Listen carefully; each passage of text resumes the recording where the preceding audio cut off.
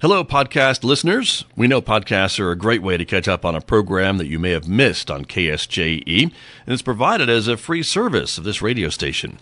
But you know, KSJE is now listener supported, and so while you enjoy this podcast, we hope that you'll also take some time to join KSJE. Become a member today. It's quite easy to do. Just go to our website at ksje.com/support and pick the level of support that best matches your budget. Thanks again for listening. Here's your podcast. Wednesday morning here on KSJE, and it's time to take our weekly trip to the Encouragement Lab and take a look at who is joining us from the Encouragement Lab, none other than Dr. Mike Hattabaugh. Good morning. Morning. How are things in the lab this morning? They are cooking. We're always cooking. I'm glad to hear that. That's very good. So today, our topic, Dr. Hattabaugh, is the power of silence. And this is a radio program, so help me understand what you're talking about. We won't be silent talking about silence. But I really do, Scott. I want to get a little personal today because, you know, sometimes when we're talking about life, sometimes you got to talk about real life. Yeah. And if you sit down and talk to people about their future, almost all of us will come up with all the positive things that, you know, I want to do this and I want to do that. But the reality is life sometimes hands us negative stuff. Sometimes people get hurt and killed and sick and lose jobs, and bad things happen to people. And I want to help everybody out today with some really good advice on what you're supposed to do for them. Okay. All right. And the answer is go and be with them and don't worry about saying a thing. Aha. Just by being there, that will be as helpful as you could be, I guess, in that situation. And exactly. And a lot of times don't try to, you know, the worst thing people do is the whole, well, it's better this way anyway, or, you know, we're going to learn some, in the moment of whatever it is that's going on in their life, your platitudes for what's going to make it better are going to make it worse. So my advice after, you know, I have a background as being a pastor. I've been, unfortunately, in some really, really, really bad situations with people in emergency rooms and intensive care units. And I can tell you that I just shut up and sit there. And that can mean more than all the words you could possibly come up with, I suppose. Well, like I said, it means more, your presence means more than your words, and often that's when our words get us in trouble. You know, I'm all about words. I'm a communicator. I love sharing words, and in an education environment like what we're doing here and in your world in the radio, you've got to have words. Like we said, silence on the radio doesn't work very well. Right.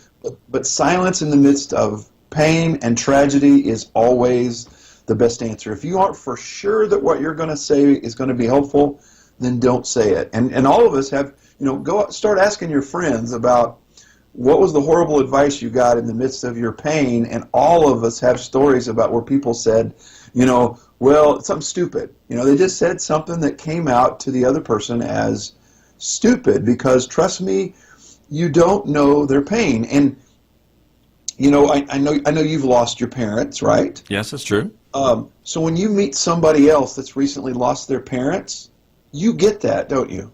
Sure, of course. You know what it's like because you walked that walk. And so is there a lot you can say to them other than I'm sorry? Well, maybe a little bit, but probably not much, because I imagine the circumstance is a little bit different for everybody. Exactly. So in the midst of that, it's just practicing silence and making sure that your words are really, really meaningful, or don't say them at all. And like I said, that's just... And by the way, you can do the same thing in the corporate world. You know, if you're in a meeting with your boss about, you know, the profits are down or we don't have enrollment up or whatever, and sometimes you better be careful what you say. So practice silence because sometimes it's the most powerful form of communication. Okay. All right. As always, Dr. Hattabaugh, that's good advice. Is there any nonverbal something that we can do in situations like this to show our compassion, our caring for the individual? So mirror their body language. Okay. As much, you know, so if everybody in the room is kind of down, do that a little bit. You know, now there are times when you need to be the encouragement. You need to throw those shoulders back and say, "Hey, come on, it's okay. We got to it's okay, but let's get going. Let's move." And sometimes somebody needs to have that action as well, but you have to be really careful about that because most of the time you need to match their nonverbals. You know, Okay. Imagine the surgeon comes out to tell your family about a surgery that the doctor didn't go well. Do you want him coming out going, "All right, let me tell you about what I just found"? Yeah, no. We don't want that. No, you want him to match the mood with his nonverbals. So that's real important as well. Otherwise, it gets really wonky really fast. Okay. If our nonverbals are saying something different than the language and the actual situation. So mirror as much as possible. That's just generally true. Is try to mirror. If people are a little isolated and have space between them, then you should have some space between you.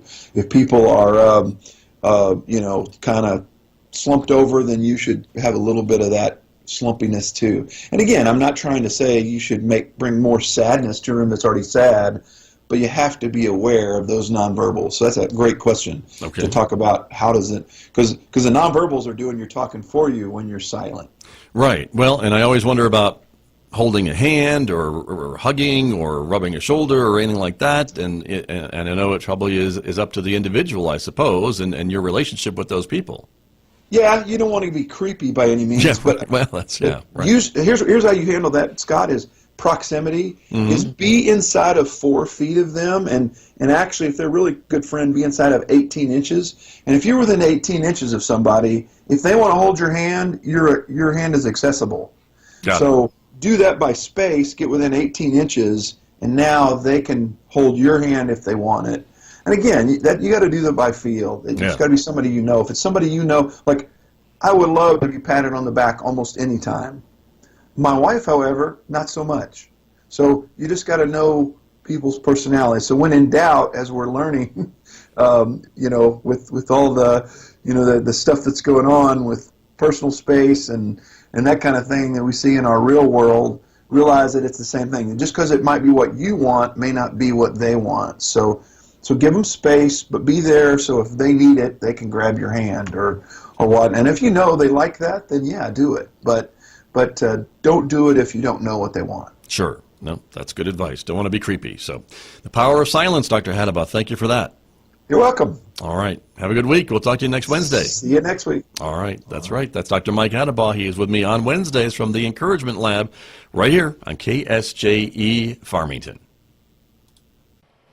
Did you enjoy that podcast? We hope that you did. And if you did, share it with your friends.